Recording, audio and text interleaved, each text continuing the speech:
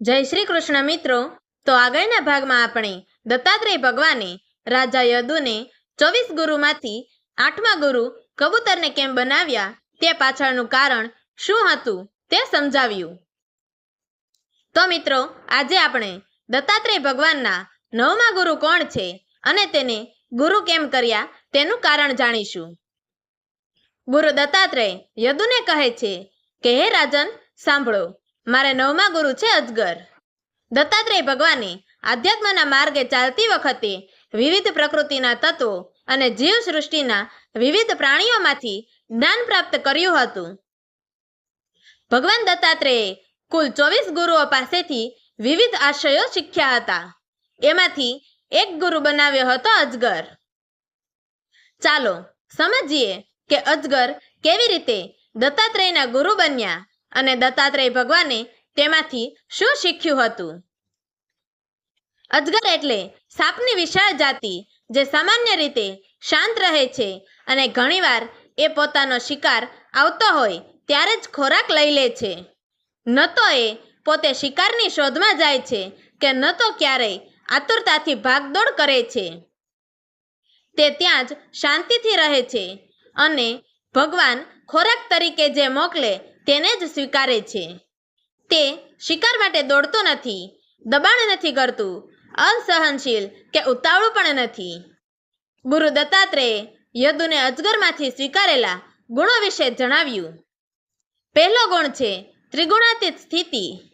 ગુરુ દત્તાત્રેયે જોયું કે અજગર ન તો રાગી છે કે ન તો દ્વેષી। તે ન તો સારા ભોજન માટે તલપાપડ બને છે કે ન તો ન મળ્યા પર દુઃખી થાય છે। જે મળે તેને ભગવાનનો પ્રસાદ સમજી પચાવે છે। અજગરના સ્વભાવથી ગુરુ દત્તાત્રેયે શીખ્યું કે જીવનમાં જે મળે તે ભગવાનની ઈચ્છાથી મળે છે। મનુષ્ય જીવનમાં જે મળે તેનો સ્વીકાર કરવો જોઈએ। ભલે ઓછું મળે કે વધુ, એમાં આનંદ અને તૃપ્તિ રાખવી જોઈએ। બીજો ગુણ છે આસક્તિનો ત્યાગ। અજગર બતાવે છે કે મનુષ્ય વધારે તલપાપડ થવું ન જોઈએ। જગતમાં લોકોને વધારે સંપત્તિ, ભોગવિલાસ, નામ, પ્રસિદ્ધિ અને આનંદની પલ શોધવામાં જીવન પસાર કરી નાખે છે, પણ અંતે શાંતિ તો ત્યાગમાં જ છે। ત્રીજો ગુણ છે ધૈર્ય અને સહનશીલતા। અજગર દુઃખ સુખ બંનેમાં સ્થિર રહે છે। ભૂખ લાગે ત્યારે પણ ઉછળતો નથી અને ભોજન મળે ત્યારે પણ ઘમંડ કરતો નથી। ગુરુ દત્તાત્રેયે અહીંથી શીખ્યું કે સાધકનું હૃદય શાંતિમન, ધૈર્યવાન અને સહનશીલ હોવું જોઈએ। ચોથો ગુણ છે સ્વીકૃતિ। અજગર પાસે પસંદગીનો વિકલ્પ નથી, જે આવે તેને એ ગ્રહણ કરે છે। એ સ્વીકારવાની તત્પરતા અને સમર્પણનું ઉત્કૃષ્ટ ઉદાહરણ છે। ગુરુ દત્તાત્રેયે શીખ્યું કે ભગવાન જે આપે તેને સહજતાથી સ્વીકારી લેવું એ જ સાચો સમાધિનો માર્ગ છે। મુખ્ય સંદેશ એ છે કે સંતોષ, શાંતિ અને ભોગમાં તટસ્થતા આ ત્રણેય વાતો અજગરના જીવનમાંથી સ્પષ્ટ રીતે પ્રગટ થાય છે। ગુરુ દત્તાત્રેયે સમજ્યું કે આ ગુણો ધરાવતા સાધકને આત્મજ્ઞાનની પ્રાપ્તિ સરળ થાય છે। અજગર પાસેથી મળેલા શિક્ષણને આધુનિક જીવનમાં કેવી રીતે લાગુ કરવું? તો એ છે કે અતિશય તલપાપડ ન બનવું, જીવનમાં જે મળે તેને ભગવાનનો આભાર માનવો, દરેક પરિસ્થિતિમાં સ્થિરતાથી વર્તવું, વિરોધી પરિસ્થિતિમાં પણ ઉતાવળ ન કરવી, પ્રારબ્ધ અને ઈશ્વરની ઈચ્છા સામે ન જવું અને સ્વીકારવાનું શીખવું।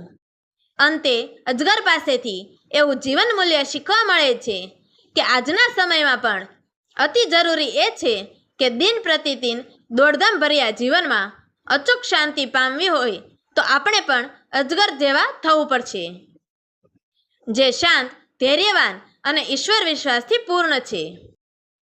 તો મિત્રો, તમને જો ગુરુ દત્તાત્રેયના 9મા ગુરુ વિશે જાણીને મજા આવી હોય તો એકવાર કોમેન્ટમાં શ્રી ગુરુ દત્તાત્રેય લખી જરૂર જણાવજો। તો મિત્રો, તમને અમારી આ વાર્તા પસંદ આવી હોય તો અમારી ચેનલને લાઈક કરજો, શેર કરજો અને દત્તાત્રેય ભગવાનના 10મા ગુરુ કોણ છે અને તેને ગુરુ કેમ કર્યા તે જાણવા માટે નીચે આપેલા બ્લેક બટનને ક્લિક કરી અમારી ચેનલને સબસ્ક્રાઇબ કરો. તો મિત્રો, અમારી આ વાર્તાને છેલ્લે સુધી સાંભળવા માટે તમારો ખૂબ ખૂબ ધન્યવાદ. જય શ્રી કૃષ્ણ. હર હર મહાદેવ.